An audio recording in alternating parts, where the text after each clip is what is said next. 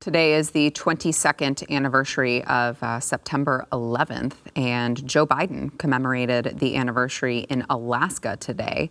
Now, he is the first president who has not been in either D.C. or one of the victim sites, so, New York City, things of that nature. He's just come in a completely different place, just in Alaska. So Kamala stepped in for him. Oh, boy. That's who you really want stepping in for you at such a time. And so Kamala attended ceremonies at Ground Zero with Eric Adams, Kathy Hochul. Ron DeSantis was there today as well.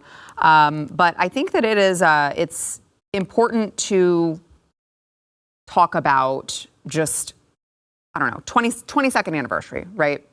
There is an entire generation of people growing up who just have absolutely no idea. They don't have that reference point for the way that the country united after that. And we've gotten so tribal since then. And I just fear that it is not going to, they're not going to be able to understand that perspective until, God forbid, something like this happens again, which, by the way, it could, because we're letting people, all sorts of people in at the southern border. I'm going to talk about it at length a little bit in my show tonight as well. Just the spiritual. You're saving all the good stuff for your show? Yeah, I don't want to be a spoiler here. Well, I'll just tell you, I want to talk about the spiritual aspect of what was unleashed in this country on this day 22 years ago. Because the darkness came in, and it's affected all of us. It's still affecting all of us. You mentioned the tribalism, but the division that'll never be healed, I don't think. The only thing that unites people is a common enemy. People get united faster over a common enemy more than anything else. And we had on that day a common enemy. And we came together over that. It wasn't long before we were back at each other's throats. And then it's gotten even worse since then. But it does seem that the never forget mantra has been forgotten. Oh, yeah. I immigrated to this country 3 weeks after 9/11. I walked down to Ground Zero. I had to walk because you couldn't drive in. I walked, and I left footprints. And I took a letter from my grandfather, who was a fire chief in South Africa, to the fire chief of the first engine that responded. And my grandpa said, if you read this letter, I'll disown you. It's not for you, it's for that man. So I handed the letter over and I walked off, and the fire chief called me back. He said, did you read it? And I said, no. And he started reading it, and tears were just cutting paths through his stained face. And he said, he took a picture off the wall, he signed it and said, send it to my brother. Wow. And the letter, then he read me the letter, and it was about, hey, I am your brother. Our biggest heartache is that we don't get to run into the buildings with you.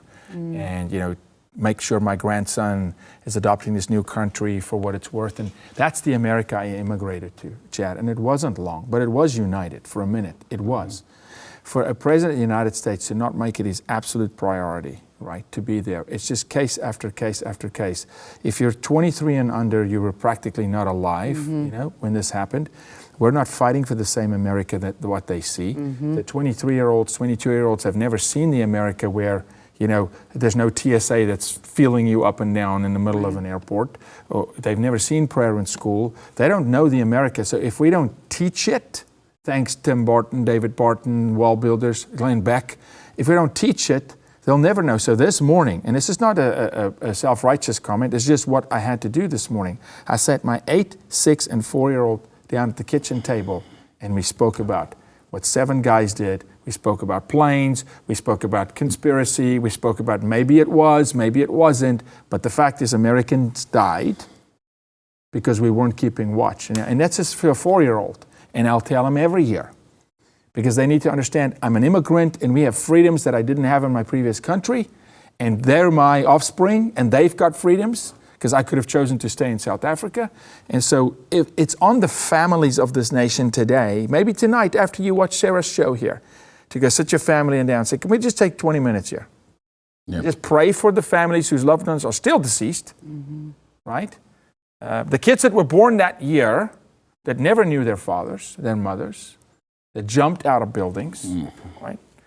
We can't just forget stuff like this. It's when you allow them to let you forget stuff like this that they can steal the very foundation of what this nation was in the first place. Yeah, and Joe Biden constantly reminding us that he doesn't care at all about Americans.